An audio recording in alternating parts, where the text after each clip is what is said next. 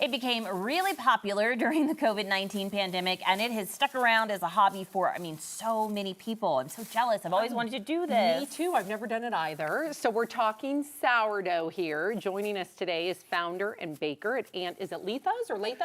Aunt Letha's. Aunt Letha's Bakery. We got Savannah King with us, so welcome. You do teach classes on how to do sourdough, and you're going to teach us a little bit today. What if you've never done it before? Like, we have never done this. Where do we begin? Well, first you're going to want to get a sourdough starter. Where does one get one of those? Is that a silly question? Well, if you come to my class, I will give you one. Okay. Oh, you can go to pretty much any local bakery you love, though, that does sourdough, and you can say, hey, can I buy some of your sourdough starter? For $5-10, they'll give you a little baggie of it, and you'll be all set. Okay, good to know. So now we've got our starter. What next? After you get your starter, you're probably going to want to learn more about the bread process. Yep. I do think there's a little bit of trial and error here. I think when I first started sourdough, I probably made a loaf a day for a week before I got my perfect loaf. Ooh, A week? Come on, I can do a week, Savannah. I have been baking for 20 years, so. But if you're first starting, you're going to want to probably buy a cookbook, watch some people online, learn all about the process behind this of, feeding your starter and how to stretch and fold your dough and bulk ferment it and cold proof it. There's a lot of steps. In my class, we go over the 7 steps of sourdough making. Right here, we are at a point where your dough has been stretched and folded. It has been bulk fermented, done its first bulk ferment, and it's been cold fermented. And now it's out of the fridge and it is ready for you to shape. Okay, and as you see us, we're just like sprinkling some flour. Are we even supposed to be doing that? I know, I'm acting like I know what I'm doing. Some people don't like to add a lot of the raw flour, but I say the dough's like 99% flour anyway, so do it if you want. Okay. But it makes it easier to handle. So we've got it in this nice rectangle for you, and you kind of already did what we wanted to do.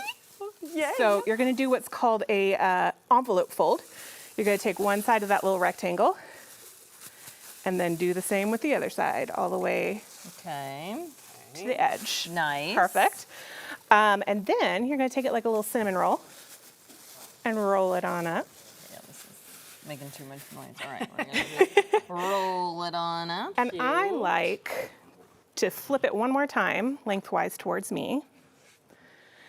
And give it one more little roll, because what you're trying to do here is create a lot of tension in the bread, so that when it bakes, you can feel it get nice and tense and bouncy, so that when it bakes, it's going to kind of hold its shape and make that pretty oval or batard loaf. That's cute. You did a really good job. With the little slit. I love when it has a little thing. I want the slit. You actually do that with a razor blade once you're done shaping. You see people create the little designs. Yes. I love that. Very fancy. Okay, so we know how to fold. What else do beginners need to know? I talk about in my class a lot how bread is really just the science of temperature. So figuring out the temperature that works in your house for your oven and your vents and where they're placed in the kitchen and all kind of different stuff to get that perfect timing down for your bread and make sure you're not over or underproofing is a huge part of it. This is so exciting. I want to do all the things. I want to do the sourdough. I want to do the sourdough cinnamon rolls, the bagels. If someone wants to learn more and you teach classes, how do people get involved? So if you'd like to learn more and maybe come to a class to jumpstart everything, you can go to Aunt Letha's on Instagram, and in the link in my bio, there is a link to sign up for classes.